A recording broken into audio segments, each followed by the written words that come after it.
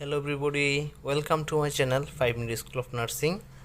তো আজকে আলোচনা করব মিডওয়াইফারি সাবজেক্ট নিয়ে। মিডওয়াইফারি সাবজেক্টের খুব একটা গুরুত্বপূর্ণ টপিক হচ্ছে প্রেগনেন্সি ইনডিউস হাইপারটেনশন, মানে প্রেগনেন্সির সময় যে হাইপারটেনশন হয় সেটার উপর। তো সেটা নিয়ে আলোচনা করব। সেটাতে আছে অ্যাক্লামশিয়া, প্রি অ্যাক্লামশিয়া। তো সবার আগে যেটা বলবো, আমার চ্যানেলে যারা নতুন আছেন অবশ্যই চ্যানেলটিকে সাবস্ক্রাইব করবেন এবং পাশে থাকা বেল আইকন বাটনটি অন করে দিবেন। আর আমার ফেসবুকে 5 মিনিট স্কুল অফ নার্সিংয়ের একটা গ্রুপ আছে, সেই গ্রুপে আপনারা যাদের পরিচিত নার্সিং স্টুডেন্ট আছে সবাইকে অ্যাড করাবেন। তো চলুন তাহলে শুরু করা যাক। আমরা সাধারণত আগে অ্যাক্লামশিয়া যদি পড়তে চাই তাহলে আগে প্রি অ্যাক্লামশিয়া বুঝতে হবে। প্রি অ্যাক্লামশিয়াটা কী? তো আমি আগে প্রি অ্যাক্লামশিয়াটা একটু বাংলায় বলি। আসলে প্রি অ্যাক্লামশিয়াটা কী? প্রি অ্যাক্লামশিয়া সাধারণত একটা ডিজিজ, এটা প্রেগনেন্ট মায়েদের হয়ে থাকে। এটা 20 সপ্তাহ থেকে শুরু হয়ে লেবারের আগ পর্যন্ত থাকে। আর এই ডিসটা যখন মায়েদের হয় তখন তাদের প্রেশারটা বেড়ে যায়। নর্মালি আমাদের 120/80 থাকে, তাদের ক্ষেত্রে হয় 150/90 এরকম।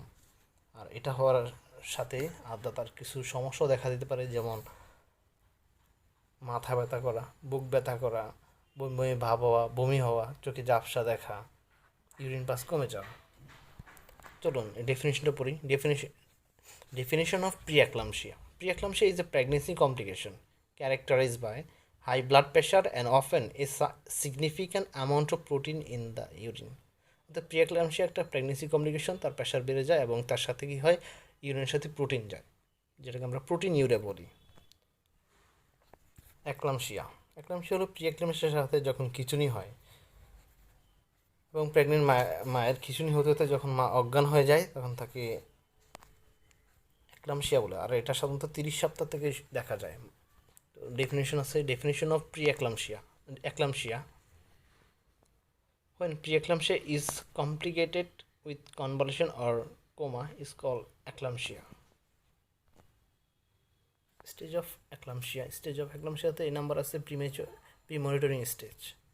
এটা হচ্ছে পেশেন্ট ইউজুয়ালি আনকনশিয়াস হয়, twitching muscle and limb, eyeball fixed, তাদের চোখের আইবল ফিক্সড হয়ে যায়, duration 30 second, tonic stage. The whole body goes into spasm, eyeball fixed, salivary forcing. The duration 10 to 20 seconds. Tonic stage হচ্ছে tongue byte হয়, cyanosis হয়, Zaki movement হয়, শরীর প্রচণ্ড ঝাঁকানি থাকে, ফুর্তি সালাইভা, মুখ দিয়ে লালা বের হয়, সাদা সাদা ফেনা বের হয়, এরকম টাইপের। ডিউরেশন হচ্ছে 1 to 4 মিনিট। আর stage of coma, remember, following the fit the patient on the stage of coma. সাধারণত পেশেন্ট যখন কোমা হতে চলে যায়। আর এবার আসি এটার কজ নিয়ে। কজেস অফ অ্যাক্লাম্পসিয়া: ইপিলিপসি থাকতে পারে, তাদের এই অ্যাক্লাম্পসিয়া হয় যাদের হিস্ট্রি আছে। হিস্টেরিয়া, ইনসাফারেটিভ, brain inflammation, meningitis, covering of the ব্রেনের কাভারিং যদি ইনফেকশন থাকে। ব্রেন টিউমার, যদি ব্রেনের টিউমার থাকে তাহলে হতে পারে। Electrolyte imbalance, poisoning.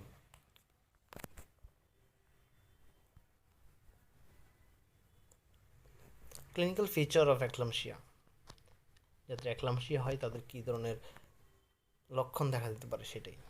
হেডেক, মাথা ব্যথা করে, এপিগ্যাস্ট্রিক পেন যদি বলতে যাই তাহলে একটু আমলিক্যাল রিজনটা পড়তে হবে। আমলিক্যাল রিজনের সাথে 3টা থাকে: এপিগ্যাস্ট্রিক রিজন, আমলিক্যাল রিজন আর হচ্ছে হাইপোগ্যাস্ট্রিক রিজন। তো উপরে যে আপার অ্যাবডোমেন সেটা হচ্ছে এপিগ্যাস্ট্রিক রিজন, সেখানে ব্যথা হইতে পারে, নৌজিয়া হইতে পারে, বমি ভাব, ভমিটিং হয়, ব্লারিং ভিশন, চোখে ঝাপসা দেখে, ফোটোফোবিয়া, রোদের দিকে তাকাতে পারে না, ডিক্রিজ ইউরিন পাস কমে যায়,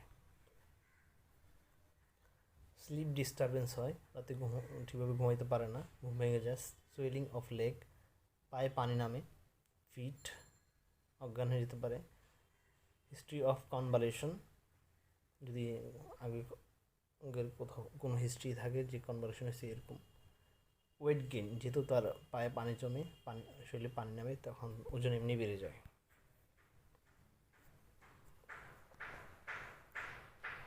কমপ্লিকেশন অফ অ্যাক্লাম্পসিয়া যখন ওর পড়তে কমপ্লিকেশন পড়ি দুইভাবে পড়তে হয়, দুইটা জিনিস মনে রাখতে হয়। একটা হচ্ছে ম্যাটার্নাল, একটা হচ্ছে ফিটাল। একটা মায়ের কী সমস্যা দেখা দেয় আর একটা হচ্ছে বাচ্চার কী কী সমস্যা হয়। তো আমরা যেটা এখন দেখবো সেটা হচ্ছে মায়ের, যেমন পালমোনারি ইডিমা হয় লাঙে, তারপর হচ্ছে pneumonia, acute left ventricular failure, acute renal failure, hyperpyrexia, temperature বেড়ে যায় অ্যাবাভ 105, পোস্টপার্টাম হেমারেজ যেটা হচ্ছে প্রসবের পরে যে ব্লিডিংটা হয় সেটা, পোস্টপার্টাম সেপসিস হচ্ছে প্রসবের পরে পরে যদি এই জেনিটাল এরিয়াতে ইনফেকশন হয়, পোস্টপার্টাম সাইকোসিস হচ্ছে মানে ডেলিভারির পরে 6 উইকের মধ্যে মনে হয় 6 উইকের মধ্যেই যদি সে মেন্টালি খুব স্ট্রেস থাকে তখন এই লক্ষণগুলো দেখা, সাইকোসিস একটা লক্ষণ দেখা দেয়, hepatic necrosis, liver infection necrosis হয়ে যায়, রেসিডিয়াল হাইপারটেনশন। এই নাম্বার হচ্ছে ফিটাল কমপ্লিকেশন, বাচ্চার কী কী সমস্যা হয়, ইন্টারইউটেরাইন ডেথ হচ্ছে বাচ্চা ওই ইয়াতেই মারা যায়, ইন্টারইউটেরাইন গ্রোথ রিটার্ডেশন, বাচ্চার সেই গ্রোথটা ভালোভাবে হয় না, ব্যাঘাত ঘটে, বার্থ অ্যাসফিক্সিয়া, এটা হচ্ছে common neonatal complication, birth asphyxia হচ্ছে প্রিম্যাচুরিটি, যখন একটা বাচ্চা সাধারণত 42 উইক্স এর মধ্যেই ইয়া হয়, তো তার আগে যখন হয় সেটাকে প্রিম্যাচুরিটি বলা হয়। তো thanks for watching 5 minute school of nursing, আশা করি ভিডিওটা সবার উপকার আসবে।